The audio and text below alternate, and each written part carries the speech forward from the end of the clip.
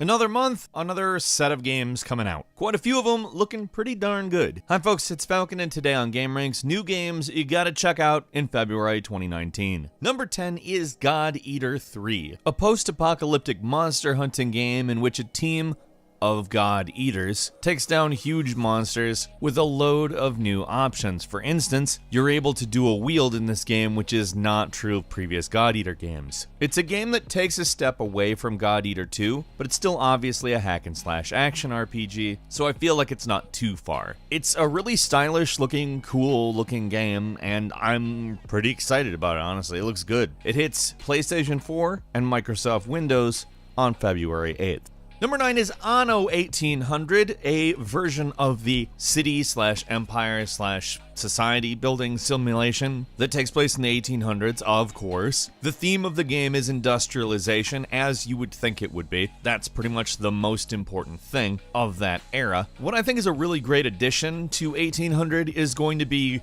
the blueprint mode they've been talking about, in which you'll be able to basically plan the city in more or less the exact same way you would actually build it, but before you have the resources to do it. And then the buildings can be built by clicking after the resources, and all of that has been put together to complete the project. It's a really good idea, honestly. You're also going to have to work on balancing tourism, which means trying to keep an industrialized city beautiful, as well as dealing with things like unrest, because it's the Industrial Revolution, which systemically exploited tons of people and treated them like cogs in a machine, much more literally than we mean it now. Lots of people died in the Industrial Revolution due to industrial accidents and negligence, and that's something you're going to have to deal with. Anno 1800 comes February 26th to the PC. Number 8 is Trials Rising, the next in a series that's gone on quite a while. It's sort of the extreme sports version of Excite Bike from way back in the NES days. It's a course-based motocross extreme stunt. Frankly, a lot of it is totally impossible, really enjoyable, fun, over-the-top game. Number 7 is Left Alive, which is a pretty awesome looking shooter/mech game that takes place in the Front Mission universe. If you're not familiar, it's actually a pretty long-running shooter universe that Square Enix owns, but what makes this version of it different is that it will feature art from the person who did art for Metal Gear Solid. Most of the concept art comes from them, and the game itself looks like a really enjoyable, in some ways a little bit nostalgic PS2 kind of game, but it does look way higher budget, which is probably a good thing, to be frank. It's 2019, games are different now. But to see the single player action-oriented stuff actually becoming a thing makes me quite happy to look at. Left Alive is coming to PS4 and PC on February 28th. Number 6 is Dirt Rally 2.0, the sequel to, frankly, the seminal rally game of our time. If you recall, the original Dirt Rally came out in 2015.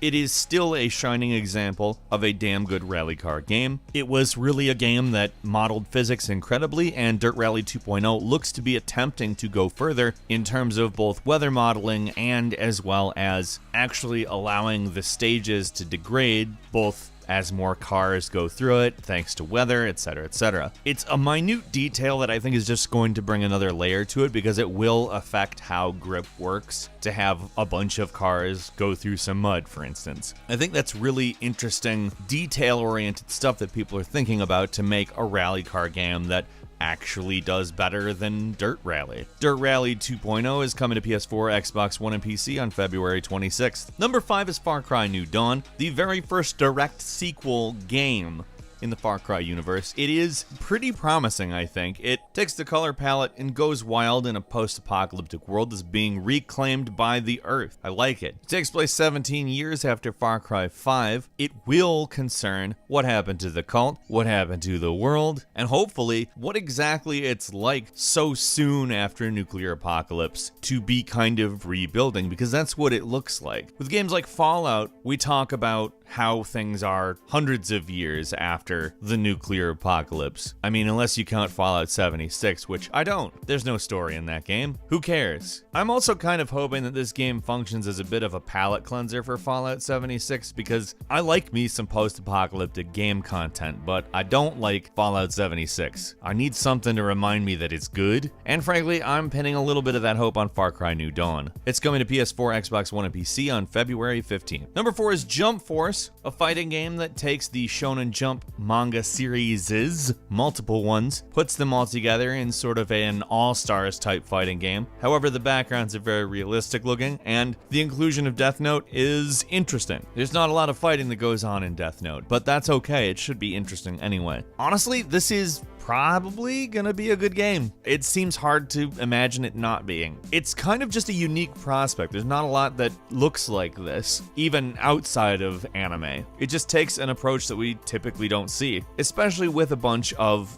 beloved manga and anime series. Jump Force is coming to PS4, Xbox One, and PC on February 15th. Number 3 is Metro Exodus, the third in the series, a different approach to the game. Not altogether different, but some things that I want to mention that I think are particularly interesting. This is a game that combines open world areas with linear levels, giving you some of each, and that's something that I think is probably a really good idea, because there are areas in a game that people are going to want to see more than other areas, and frankly, a linear experience in a lot of instances is better. To know that they're attempting to take on both in a frankly dissimilar fashion to the way other people do. Typically, when you do one, you don't do the other. That is actually probably the most exciting thing about this game for me. Not that Metro isn't a great series, it is. And the gameplay, monsters, story all seem like they're going to be interesting. But if I'm honest, I'm going to be paying attention probably to the pacing of this game more than anything else, because it could be a good precursor for maybe a new standard. Let's cross our fingers, because it sounds cool. Metro Exodus is coming to PS4, Xbox One, and PC on February 15th. Number 2 is Anthem, a game that we have high hopes for, and I'm guessing they do too, because it's a pretty big budget game. There's a lot to kind of pick apart about Anthem. It's a cool looking game. The concept is great. The suits are great.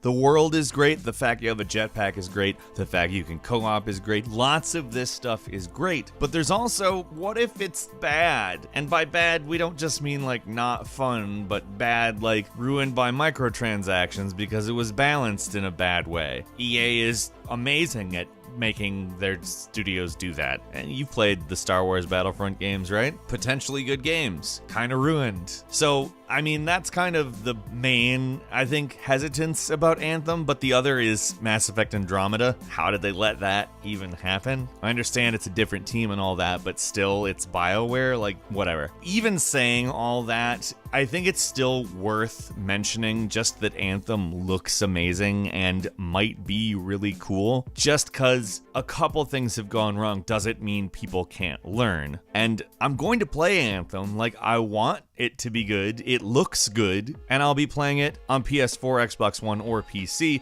on February 22nd. And number 1, let me just say, this is the closest we've ever gotten to this being real, but Crackdown 3. So this is a game that I've talked about literally, I think, since I joined GameRanks. And that wasn't when the legend started, so to speak, either. Every year we've talked about this game, which will give us fully destructible environments and, frankly, one of the coolest looks for a fully destructible environment. Just everything about this game looks great. They added Terry Crews, that makes it cool too. I love Terry Crews, he's funny as hell. And they keep dangling it out of our reach, but I think we've gotten too close to the date for them to do that anymore, so I kind of think it's gonna happen for real. And that makes me excited. Crackdown 3 better be good though. That's something we've got to say though. If it's not good, there's gonna be some serious problems. It's almost a joke to say it's coming out, but I think it is. Crackdown 3, I'm pretty sure is coming out on Xbox One and PC February 15th. A couple of bonus games for you, including Blaze Blue Central Fiction, a 2D fighting game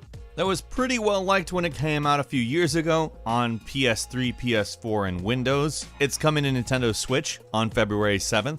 The Lego Movie 2 video game, which is a direct sequel to the previous video game. It's a typical game based on a movie, but it's kind of the type of game based on a movie that you would want. It's something that can include so many different things into one thing, and it's hitting PS4, Xbox One, and Nintendo Switch on February 26th. And finally, The Liar Princess and the Blind Prince, an action-adventure game that really does look unique. It's a side-scrolling game you play as a wolf monster, and you have to protect a prince. It's different. It also has a phenomenal art style that's just impossible to dislike, and that's coming out for the PS4 and Switch on February 12th.